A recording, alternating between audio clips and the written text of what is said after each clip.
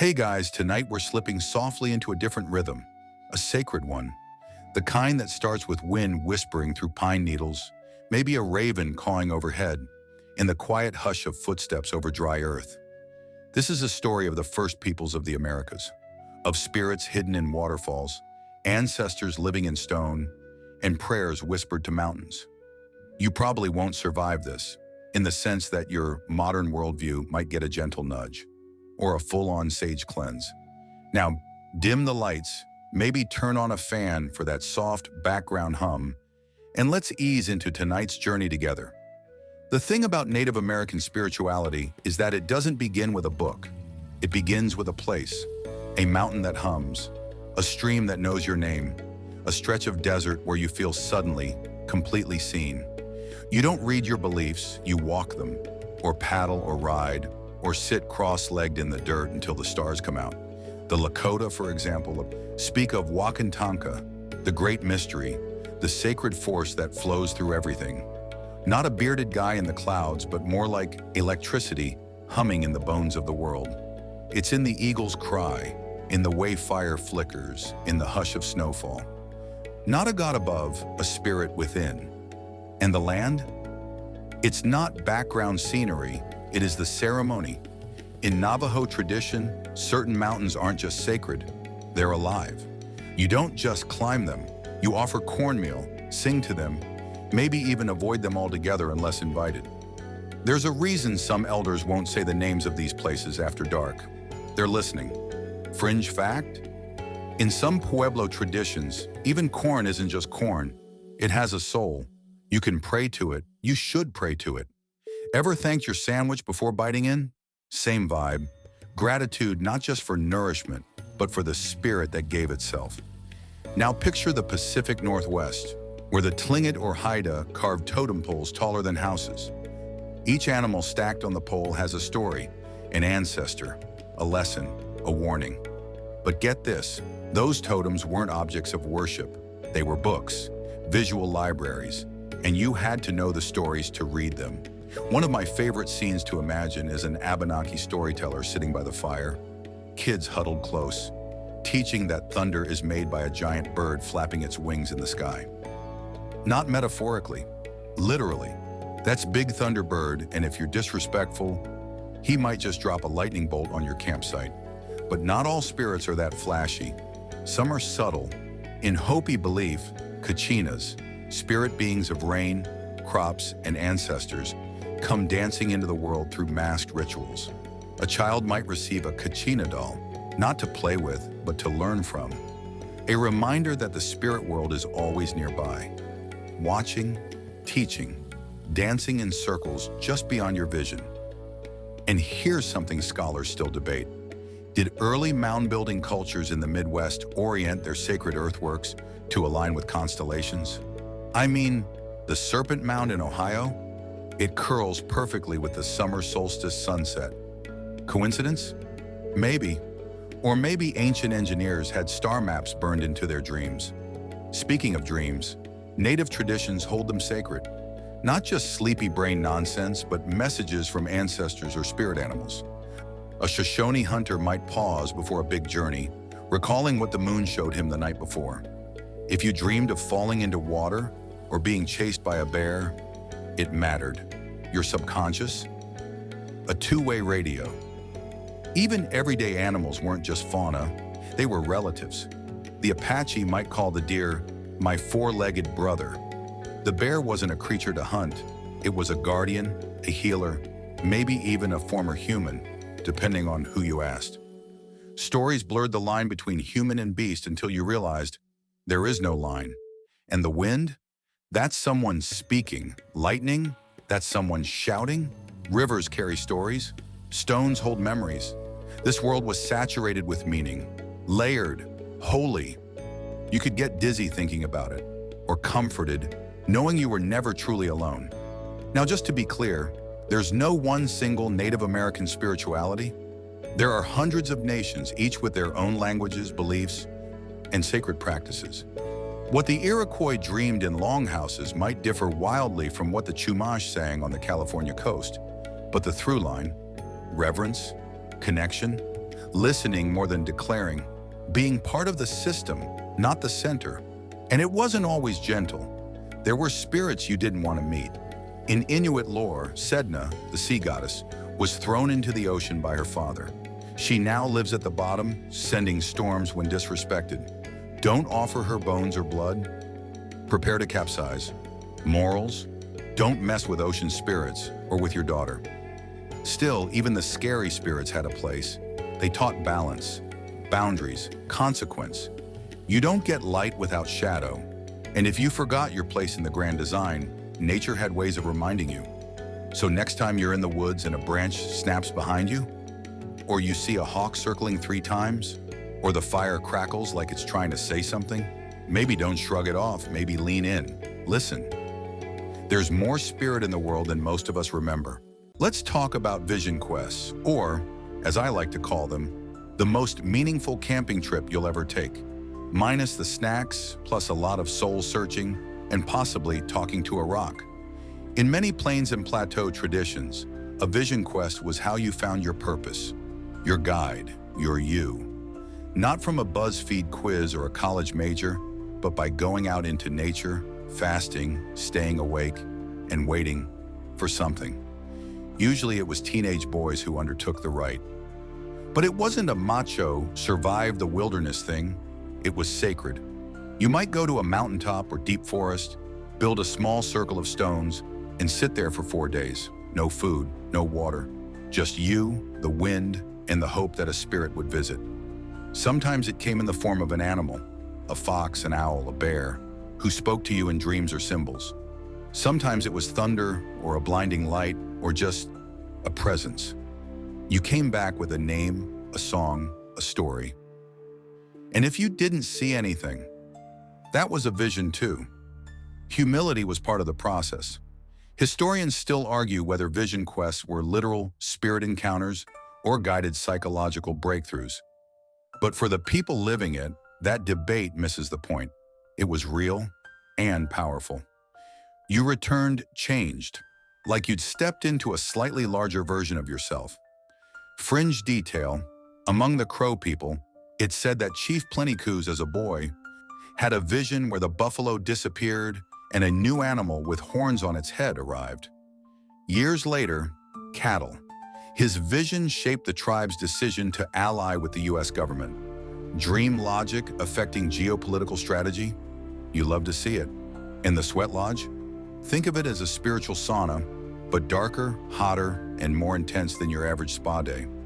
Built low to the ground, usually from willow branches, and covered with hides or blankets, it was a sacred womb of rebirth.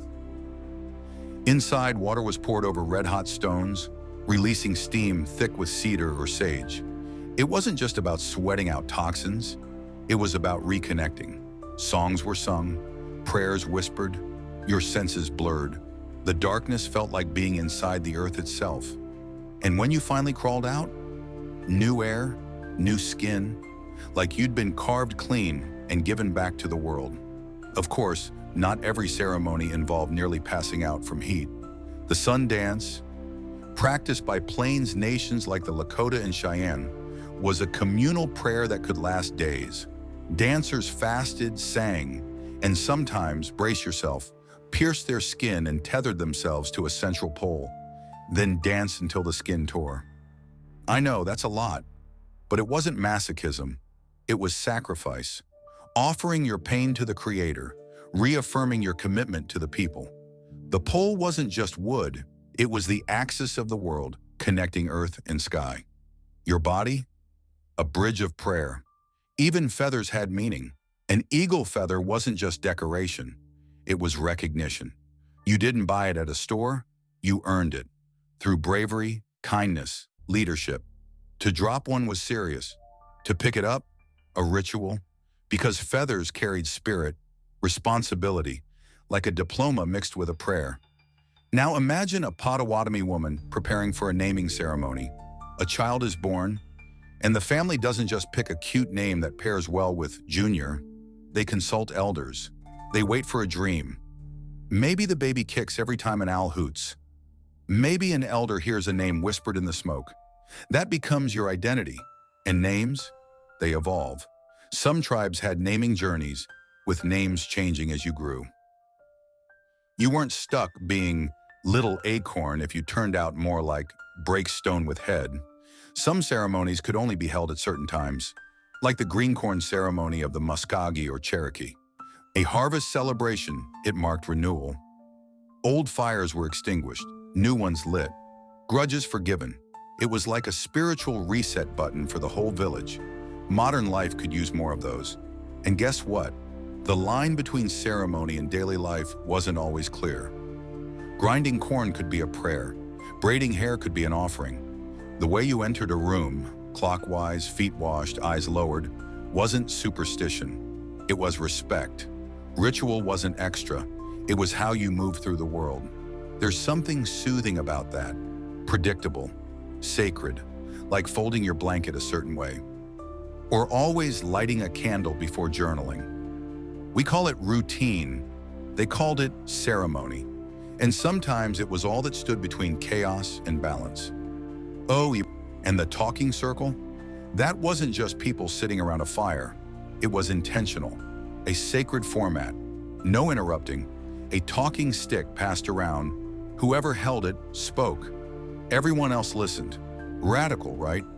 The idea that your voice matters, but so does your silence. That healing comes through shared breath, not debate. And in some traditions, every ceremony began with smudging, burning sage, sweetgrass, or cedar to cleanse the energy. Think of it as spiritual Febreze.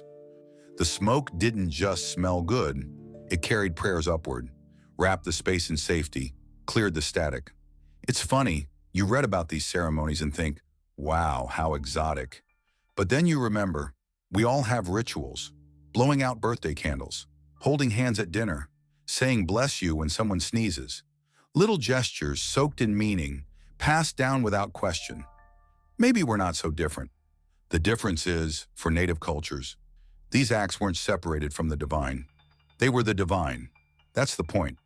The sacred wasn't locked in temples or weekends. It breathed in the everyday.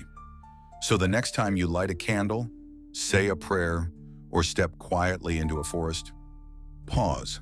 Ask yourself, who's listening? And what are you really saying?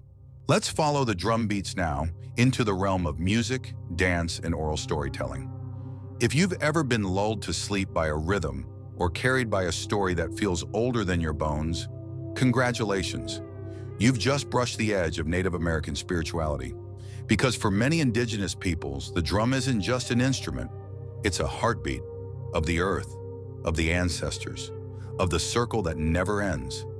Powwows, those vibrant gatherings of song, dance, food, and regalia, aren't just cultural showcases, they're spiritual reunions, celebrations of survival, reminders that, yes, we're still here, still dancing, still singing the old songs and the new ones too. Each beat, a prayer, each footstep, an offering. Dancers don't perform, they honor. There are grass dancers, swirling low to mimic wind through the prairie. Fancy shawl dancers, with fringes that flutter like butterfly wings. Some say they're tributes to the transformation from girl to woman. And then there's the jingle dress dance. Born from a dream in the early 20th century, its metallic cones clinking like raindrops. It's a dance of healing. It was then, still is now. Mainstream historians often miss the layers. To them, a drum circle might look like a music class. But that circle is sacred geometry. Everyone equal. Everyone heard. And the songs? Not random. Many are centuries old, passed voice to voice. Without sheet music, without Spotify, just memory and trust. Some songs are only sung at sunrise, some only when someone dies, some only by women. Rules, rhythms, reverence, fringe detail. There's a Navajo tradition of singing a person into existence, literally. As children grow, elders compose songs that reflect their personality, dreams, mischiefs. Your life becomes your song, not the other way around. Imagine having a lullaby that grows up with you, but perhaps the deepest rhythms live in the stories. Oral history wasn't just entertainment around the fire. It was education, law, cosmology, therapy, trickster tales, for instance. Almost every tribe has one. Coyote, raven, rabbit. These characters mess up a lot. They lie, cheat, steal, fall into rivers, get eaten, come back. Why? Because they teach through failure. Through humor, they say, you're gonna mess up, but you're still part of the story. I love that. In a world that often demands perfection, Trickster reminds us, chaos has a place too. Not everything sacred wears a halo. Sometimes it wears fur and steals your dinner. Some stories explain the stars, like the Lakota tale of the Seven Sisters, what we know as the Pleiades. A group of girls chased by a bear are lifted into the sky. The bear scratches the earth so deeply it forms Devil's Tower. Science calls it a volcanic intrusion. The Lakota call it memory. Both can be true. And then there's the Haudenosaunee creation story, where Sky Woman falls from the heavens, lands on a turtle's back, and forms the world from mud gathered by animals. Myth? Maybe. But it teaches gratitude, interdependence, the idea that the earth didn't owe us anything, we were lucky to be caught. Historians still argue whether oral traditions can be considered real history. But let me ask you, when your grandmother told you about her childhood, was that history? Of course it was. Memory isn't just data, it's identity. It's truth with breath on it. Now picture a Zuni elder telling a story, his voice low, his hands moving like wings, the kids wide-eyed, the adults quiet. There's no TikTok scroll, no slideshow, just time stretching like soft hide across generations. The air shifts, the fire crackles, a coyote laughs in the distance, or maybe that's just the wind. And the languages? Over 300 indigenous languages once echoed across North America. Each one with its own words for spirit, time, memory. Some had no word for goodbye, only see you again. That's not just linguistics, that's philosophy. Sadly, many of those languages were suppressed, banned, beaten out of children in boarding schools. But they're not gone, not completely. In Navajo, Hoju means beauty, balance, harmony. It's not just a word, it's a way of living. You don't just see Hoju, you walk in it. And yes, some of these stories and songs are closed, meant only for tribal members or only for ceremonies. That boundary should be honored. Cultural appreciation is not a buffet. You don't take what isn't offered, but what is shared. Oh, it's enough to nourish a lifetime. I think of a Cherokee flute song, drifting across misty hills, or a Hopi Katsina dance, masked spirits moving like prayers in motion, or the silence between verses, heavy with memory, soft as smoke. And maybe in our own way, we carry that echo. Every bedtime story whispered, every lullaby hummed without thinking, every beat we tap on a steering wheel when the world feels too much. We are all rhythm, all story, all dance. Even now in apartments and cities and deadlines and buzzing phones, something inside us still sways to the old drums. So listen, they haven't stopped. If you've ever stood in a quiet forest and felt something watching, not in a creepy way, more like a presence, you've already tasted what Native American spirituality holds sacred. The land is alive, not metaphorically, literally. It breathes, it remembers, it listens. Mountains aren't just rock, rivers aren't just water, trees, stones, clouds. They all have spirit, have memory, have purpose.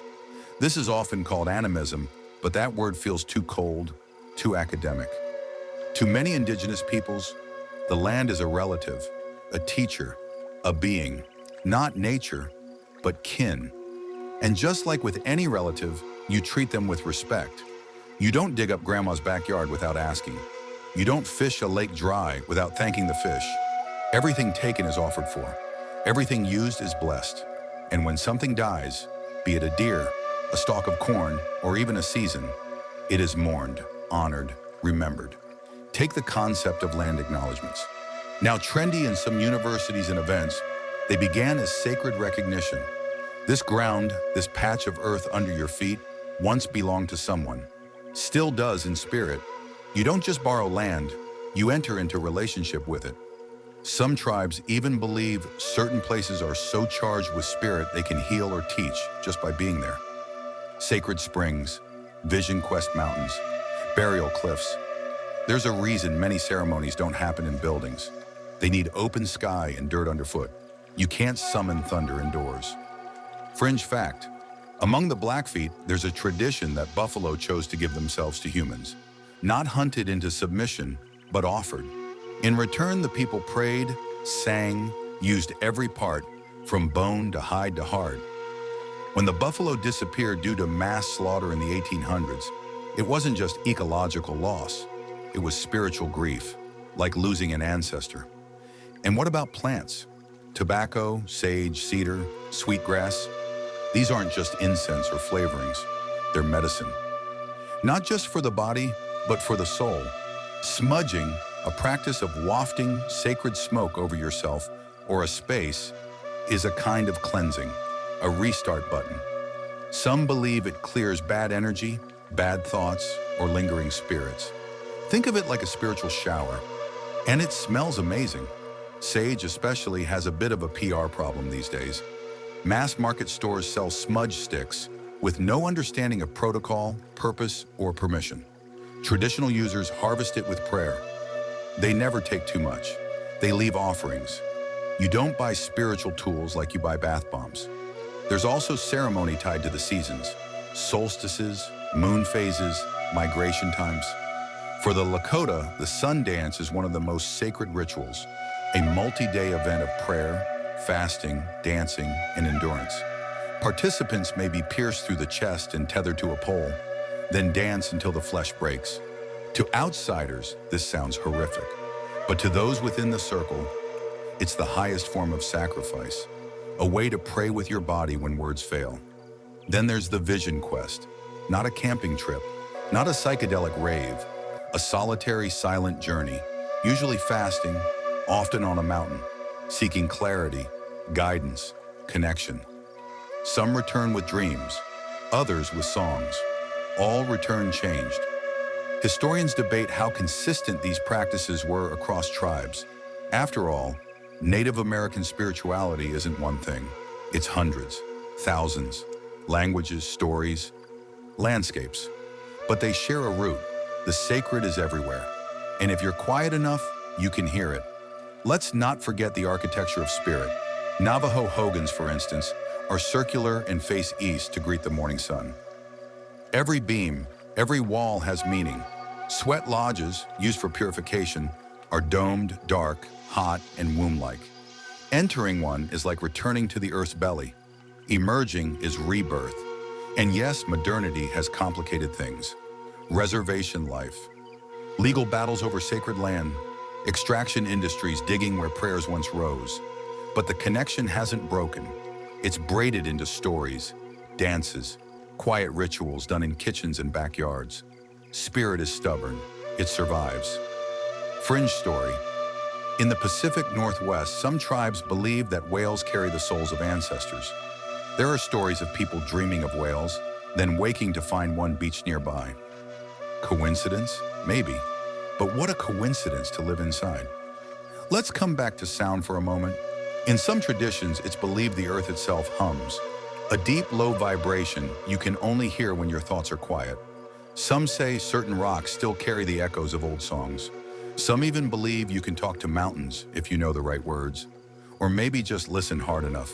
And when someone dies, they don't disappear. They shift, become part of the wind, or a cloud, or a fox darting across the snow. The Ojibwe speak of the spirit road in the Milky Way, guiding souls westward. The Apache believe spirits return with thunder. The land isn't haunted, it's inhabited. I remember walking through a redwood forest and feeling watched. Not threatened, witnessed, like the trees knew I was there, knew my name, knew things about me I'd forgotten. I didn't hear voices, but I didn't need to. The hush was enough. And maybe you felt that too. That tug in your chest when you see the ocean. That ache in your bones during a storm. That sudden urge to be barefoot in the grass. That's the old wisdom, still humming, still alive. There's something about firelight that makes the soul remember. Maybe it's the way shadows dance like spirits. Maybe it's the crackle that sounds like ancient laughter. Or maybe it's that humans have gathered around fire since before memory, whispering to each other and to the stars. Native American spirituality understands this deeply, because at its heart, it's about relationship, with ancestors, with place, with flame, with future. Let's begin with stories. In many indigenous cultures, stories aren't just entertainment, they're maps, medicine, time machines. They carry law, humor, warnings, comfort. You don't read them, you inherit them, and you don't tell them anytime you like. Some are only spoken in winter, some only by elders, some only by women. Each story has its own season, like a fruit. If you rush it, it spoils. The Hopi, for instance, believe in kachinas, spirit beings who live in the mountains and bring rain, blessings, lessons. Their stories are acted out in masked dances, layered in symbolism. To the untrained eye, just pageantry. But to those who know, it's an encoded conversation between worlds. And the trickster. Oh yes, most tribes have one. Coyote, Raven, Nanabojo. He or she or both is the sacred fool, clever, chaotic, always one step ahead or behind. Tricksters steal fire, rearrange rivers, sometimes birth the world by accident. They're not villains, but necessary mess makers. The lesson? Life isn't clean. Spirit moves in zigzags. Fringe tidbit. In some Inuit tales, the northern lights are spirits playing a game with a walrus skull, like celestial hockey. If that doesn't make you look up at the sky differently, nothing will. Now let's talk language. For many native peoples, their original language is more than communication. It's prayer. The Lakota word mitakuye oyasing means all are related. Trees, wolves, thunder, you, me. When that phrase is spoken in ceremony, it's not poetic, it's literal. Colonization tried to kill these languages. Boarding schools banned them, but they're being sung again, revived in lullabies, lessons, even apps. And singing itself is sacred. Songs aren't composed, they're received. Gifted in dreams, pulled from rivers, shared by birds. A drumbeat, steady as a heartbeat, begins, and the air shifts. You don't just hear it, you remember it, somewhere deep. Historians still debate how pre-Columbian belief systems influenced or resisted Catholicism. Some tribes blended the two, incorporating saints as spirit guides, reshaping rituals into feasts. Others kept their cosmology fiercely intact. But what's clear? The spirit didn't vanish, it adapted.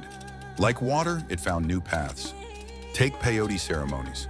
Among the Native American church, peyote is a sacrament, a small cactus with the power to expand vision, heal trauma, restore balance. It's not a trip, it's not a rave, it's a structured ritual with prayer, song, and hours of stillness. Participants often emerge with tears, not hallucinations, and yet, even without ceremony, spirit flows in daily life. Cornmeal sprinkled at sunrise, a quiet word before fishing, a child told to listen to the wind because the wind might speak. In Zuni culture, it's said that children are closest to the gods because they still remember where they came from. There's also art, not for gallery walls, but for medicine bundles, for cradle boards, for pipes passed from hand to hand. A Lakota quill worker might spend weeks creating a pattern only she understands, a prayer sewn in silence. A Haida carver might shape a cedar pole so precise, it reads like scripture to those who know the symbols. And what of mourning? Funerals are often not the end, but a beginning. In Navajo belief, the dead must be released with care, or they linger. Some tribes cut their hair in grief. Others sing, dance, feast.